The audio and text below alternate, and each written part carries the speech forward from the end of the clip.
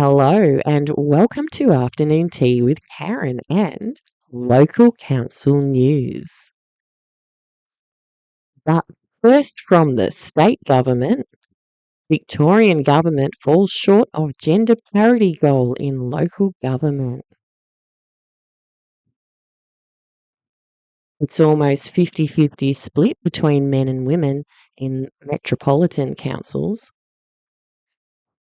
A third of the councillors in regional areas are women.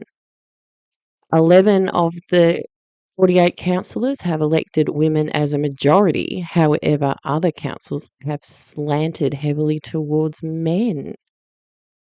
Councillor coach Ruth McGowan told the ABC, "Women are 51% of the population, and when we have women's voices, young people's voices around those council chambers, we actually get better decisions made because it reflects the lived experience of the citizens and the community." I don't think young people have that much lived experience, do they, Ruth? Anyway, Minister for Local Government Melissa Horne said it was fantastic to see many women elected and re-elected. We have been clear through our gender equality strategy that gender representation on local government should be 50-50, and if this hasn't been achieved, the government will review the results to see what more needs to be done. How about nothing? People vote for who they want to vote for. Anyway, in Mildura, there's 5 women on council, and Jody said the shift seen locally was driven by the quality of women who ran. This bit. Women's part in making sure that the services that the council provide are fit for purpose for women, so don't make the bins too heavy. Gender diversity has gone backward in Swan Hill. Jacqueline Kelly was elected to council in January last year after a resignation, but failed to regain her position this year. She mustn't have been quality enough.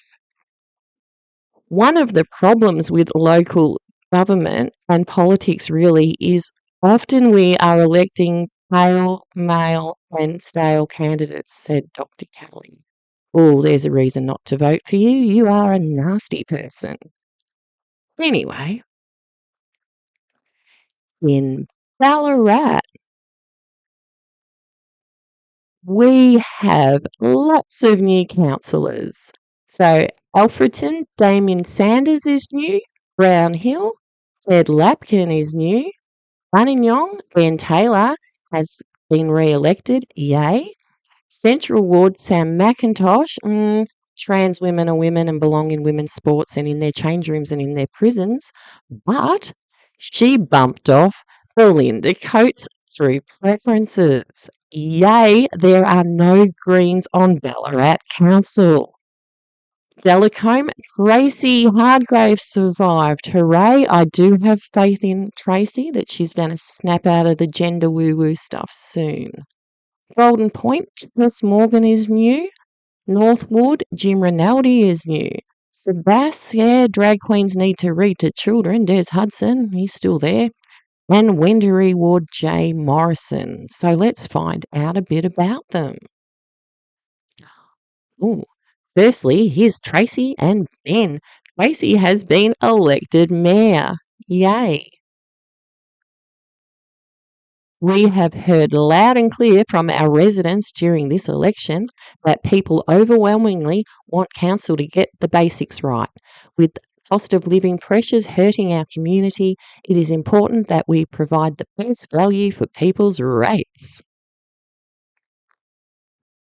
Now to Alfreton, Damon Saunders. He's a retired policeman. He was born and raised here and went to Ballarat High.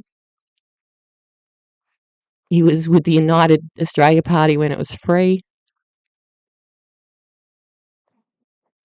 and delivering the basics, fix the roads, keep the rates down, collect the rubbish weekly, not fortnightly like they're planning. Way to go.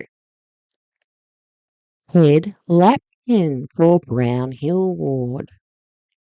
Oops. Lucky he got a mention on the ABC. He was in the IDF and saw combat in Lebanon as an officer in the Golan Infantry Brigade. Ooh. So he then came to Australia after all that stuff because his wife's Australian. He was in Fitzroy and now he's moved to Ballarat. He seems a little bit overqualified for council.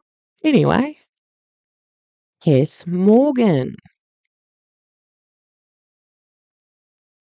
Like many other families, I've chosen Ballarat as the best place to raise my kids. It is. It's great schools. She's frustrated some areas of Ballarat get more attention than others regarding footpaths, roads, gardens, lighting, and the provision of free indoor public space.